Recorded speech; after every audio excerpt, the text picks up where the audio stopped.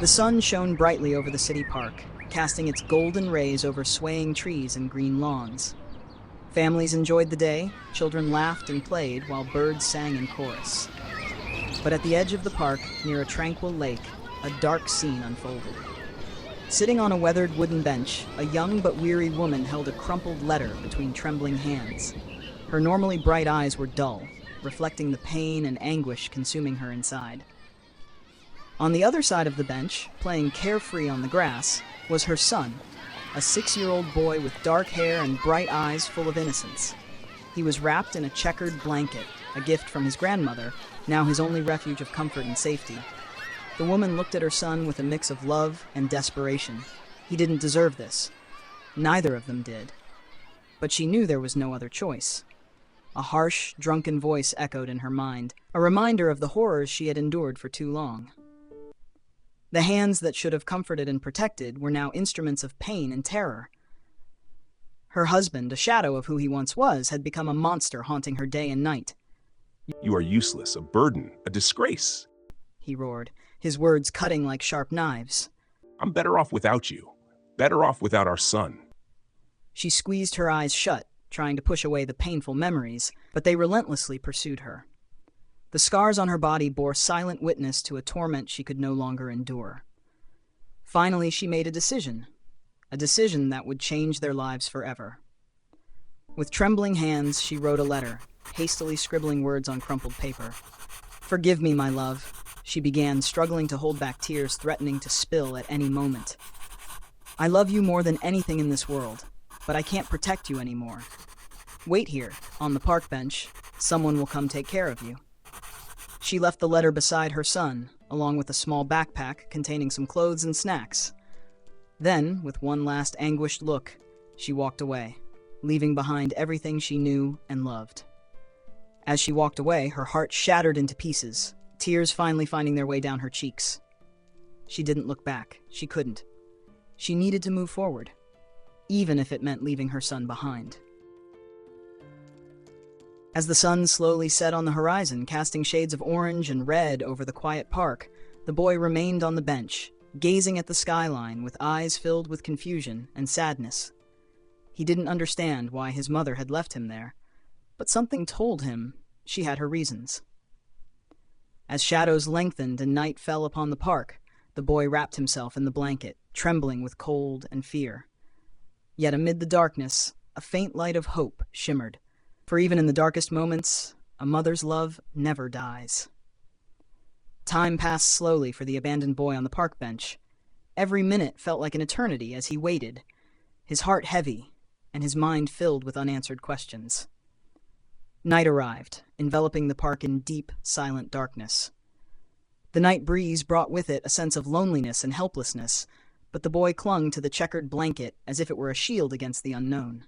He closed his eyes and tried to focus on the happy memories he had with his mother, but the pain of her absence was still too fresh.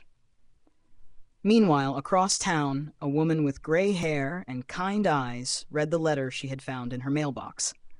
Her heart filled with compassion as she read the anguished words of the mother who had left her son on the park bench. Without hesitation, she grabbed her keys and left her home, determined to find the boy and offer him the comfort and security he deserved. She drove through the empty streets, guided only by the hope that she would reach him in time.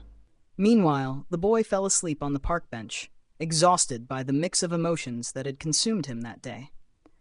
His dreams were filled with images of the mother who had abandoned him, and the grandmother he barely knew, mixed with happy memories of sunny days in the park. When he finally woke up the next morning, the boy found himself surrounded by strangers, all looking at him with concern and compassion. He shrank back, feeling vulnerable and scared, until a woman with gray hair and kind eyes approached, holding the letter his mother had left. "It's okay, sweetheart," she said softly, enveloping him in a comforting embrace. "You're safe now. Come with me. I'll take care of you." And so, as the sun rose on the horizon, casting its golden rays over the city park, the boy took the hand of the gentle woman and left behind the bench where he had spent the night. For though his journey was just beginning, he knew he was finally safe, loved, and protected. Clara and Richard's life hadn't started shrouded in shadows. They met in college, where they both studied literature. Richard was a charming man, full of dreams and ambitions. His easy smile and passion for poetry were infectious. Clara quickly fell in love with him, drawn not only to his intelligence but also to the kindness he exuded. They married shortly after graduation, in a simple ceremony filled with love and hope. The early years of their marriage were happy. Richard secured a job as a teacher at a local school, while Clara took care of the home and later their little boy, Matthew, who brought even more joy into their lives. However, the first signs of trouble began when the school where Richard worked faced financial difficulties and had to downsize staff. Richard lost his job, dealing a severe blow to his self-esteem.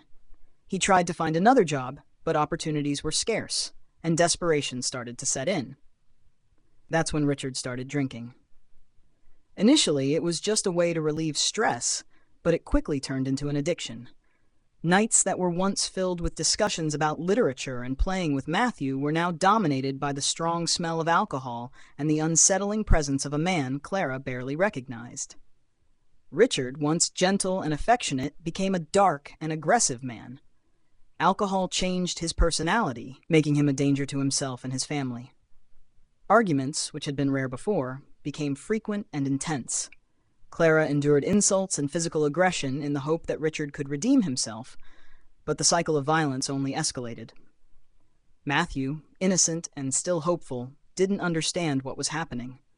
He saw the pain in his mother's eyes and felt the fear she tried to hide. The boy sought refuge in the moments when Richard was sober, still able to glimpse the loving father he had known.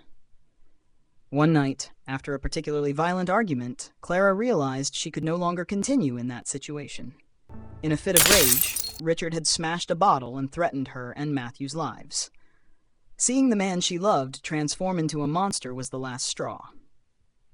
In the early hours of the morning, while Richard snored on the sofa, Clara made the most difficult decision of her life.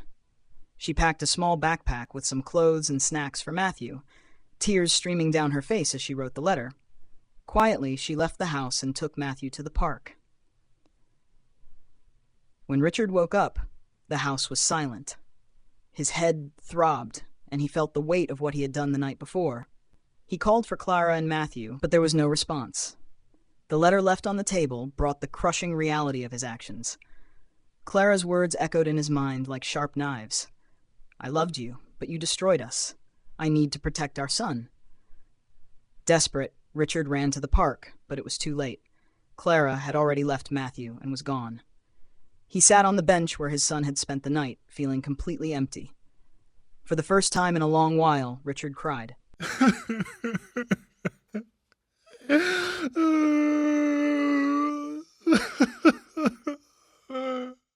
He cried for the loss of his wife, his son, and the man he used to be. Richard knew he needed to change. He checked himself into a rehabilitation clinic, determined to rid himself of the addiction that had destroyed his life. Each day was a struggle, but he clung to the hope that one day he might regain the trust of Clara and Matthew.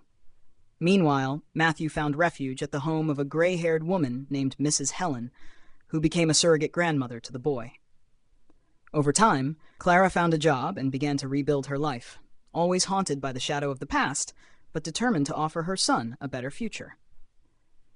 During the period when Matthew was under Mrs. Helen's care, Clara made a crucial decision for their future.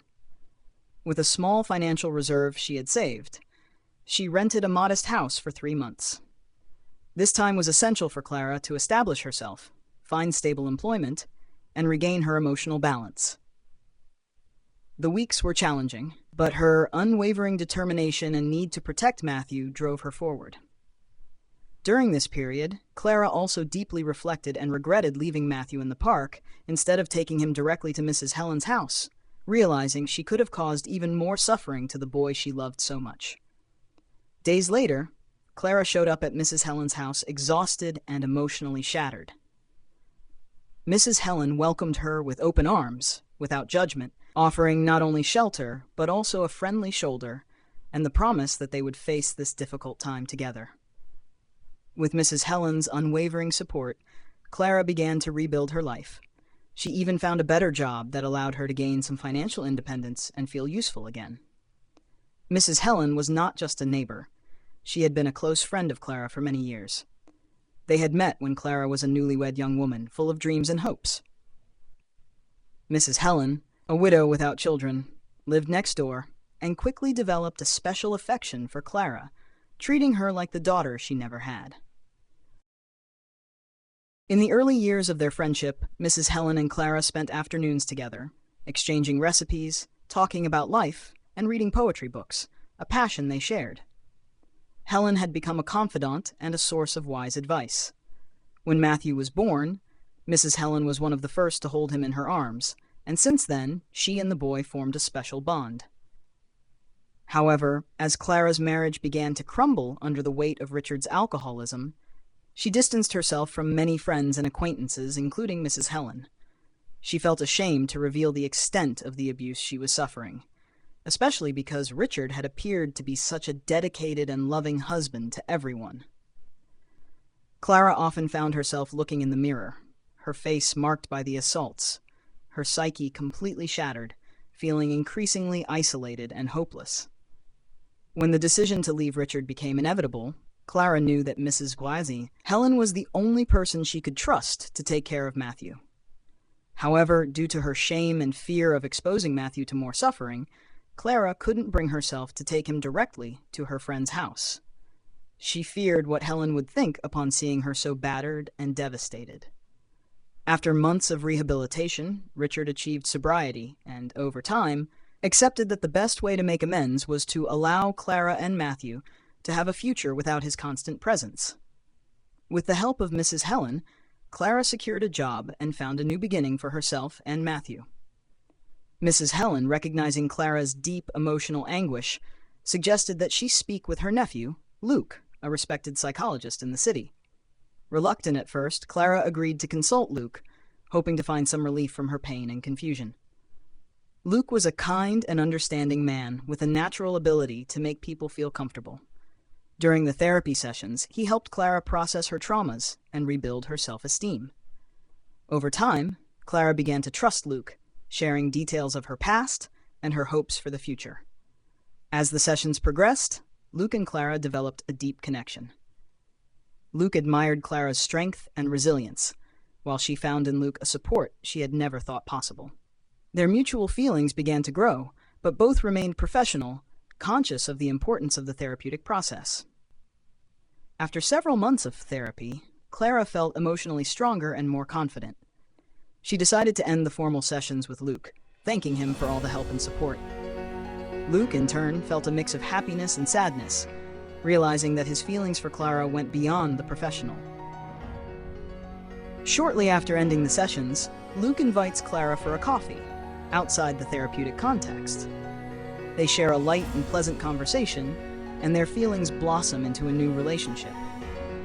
Luke becomes a loving father figure to Matthew, who quickly accepts him into their lives.